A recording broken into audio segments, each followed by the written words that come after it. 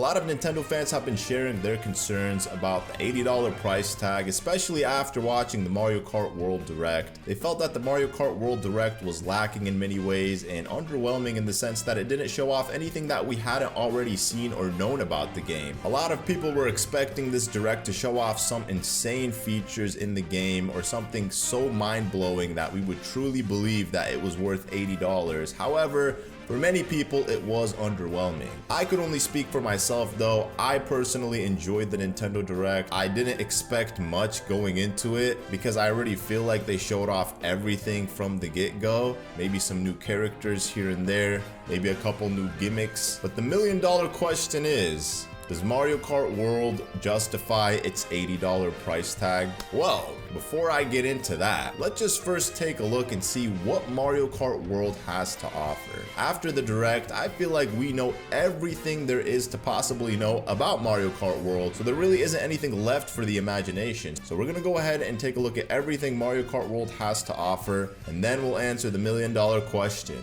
Does Mario Kart World justify its $80 price tag or not? Anyways guys, before we get into the video, be sure to drop a like on it and subscribe to the channel to stay up to date for the latest content. So there's a lot of new things coming to Mario Kart World, and we're going to kick it off with the massive roster of new characters. So Mario Kart World is gaining a massive roster of new characters. From what was revealed so far, there's over a dozen of them, including Hammer Bro, Chargin' Chuck, Nabbit, Pianta, Penguin, Monty Mole, Spike, Snowman, Cataquack, Goomba, the cow from Moo Moo Meadows, Pauline, Fishbone, Peepa, Dolphin, Sidestepper, Stingbee, Bitty Bud, Pokey, Cheep Cheep, Swooper, Rocky Wrench, Coin Coffer, and Conkdor. Each race can now include up to 24 racers, doubling the previous limit from 12 for Mario Kart 8 Deluxe. Mario Kart World introduces a new game mode known as Knockout Tour Mode, which allows you to race up against 24 players, with 4 racers being eliminated each round until a winner emerges. The Grand Prix mode now includes traveling between courses. Players drive to each course instead of simply moving from one course to the next. You'll race between each course during the Grand Prix mode, dodging vehicles and enemies in mini transition races. Another new mode introduced known as Free Roam mode, which allows players to explore the open world between races, collecting items in snack bags, practicing routes, and hanging out with friends, and even finding hidden collectibles and completing missions. New gameplay mechanics include rail grinding,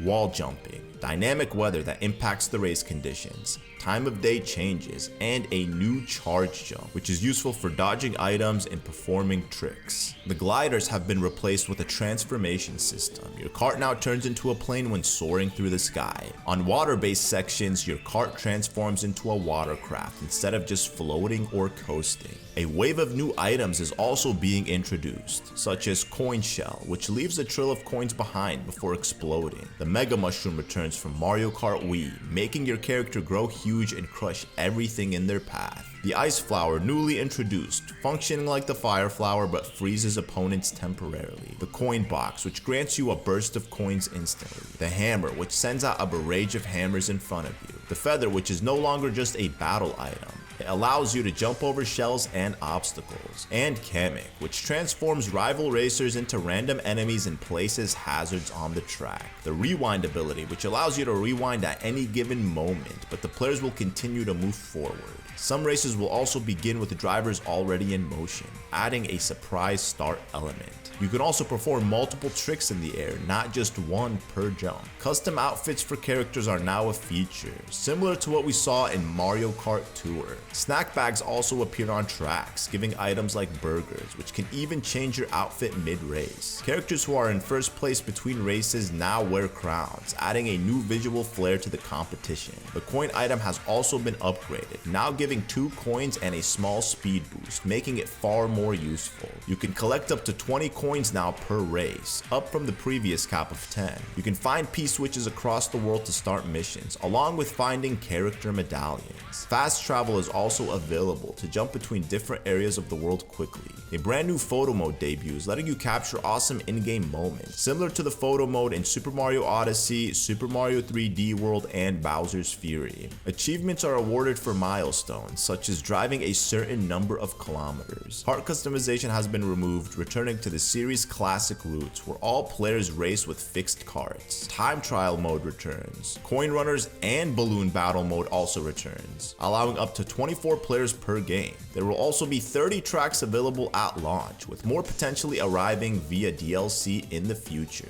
So between the Nintendo Treehouses and the Mario Kart World Direct, Nintendo's pretty much revealed everything we could expect from Mario Kart World. And I'm not gonna lie, I'm pretty hyped about this. I'm looking forward to Mario Kart World so much. I don't think I've ever been this excited for a Mario Kart game other than Mario Kart 7, but that was because it was coming out for the 3DS and it had kart customizations and it had the glider feature. So it was definitely much different compared to any other Mario Kart title that we experienced, but this one definitely takes the cake because there's a lot going on here, especially with it being open world and not limited to just racing and Grand Prix and battle mode and coin runners. You can play online with your friends, you can create fun different game modes. The plethora of different character costumes allows for each player to have a unique look. The rewind feature seems pretty useful, especially when trying to practice shortcuts. Rather than having to restart the race every time to redo the shortcut, you could just rewind and keep practicing the shortcut until you perfect it. Having 24 players per race, especially online, allows for a much more competitive gaming experience. Especially when it comes to the knockout tour mode, I feel like that's going to be like a battle royale. People are going to be playing this constantly. I feel like there's going to be a wave online where everybody's going to be playing knockout tour mode, and it's going to be one of those things like Fall Guys and Among Us, where everybody with a Switch 2 and Mario Kart World will be playing knockout tour mode.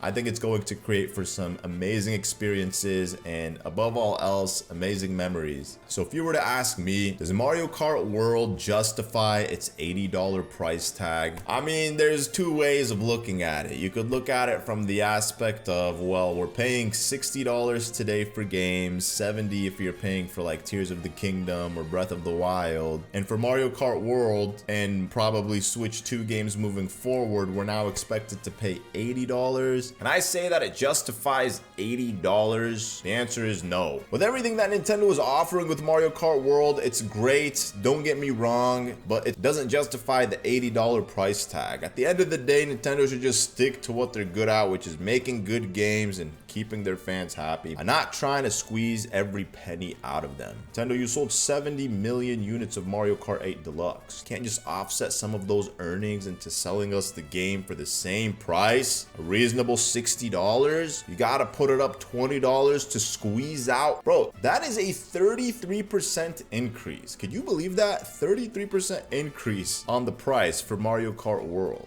That's insanity to me, especially considering that Nintendo literally re-released Mario Kart 8 on the Switch, but called it Deluxe. When Mario Kart 8 Deluxe came out, there was nothing deluxe about that game. It wasn't until years later where we finally got some DLC tracks. So for 11 years, you gave us the same Mario Kart, you sold it to us twice. Now, with the latest Mario Kart title, you finally made it good, you made it bigger, you made it better, but you want to charge us 33% more. But as I said, it's unfortunate. I'm gonna buy it. People are gonna call me out. Oh, Sully, look at you complaining, typical complaining about something, and you're gonna buy. What are you expecting me to do? Boycott them? I can't. I boycott them, I lose my job. Then I'm homeless. So I have to spend the $80 because without spending the $80 and potentially the $450 on the Switch 2, what am I gonna do? So yeah.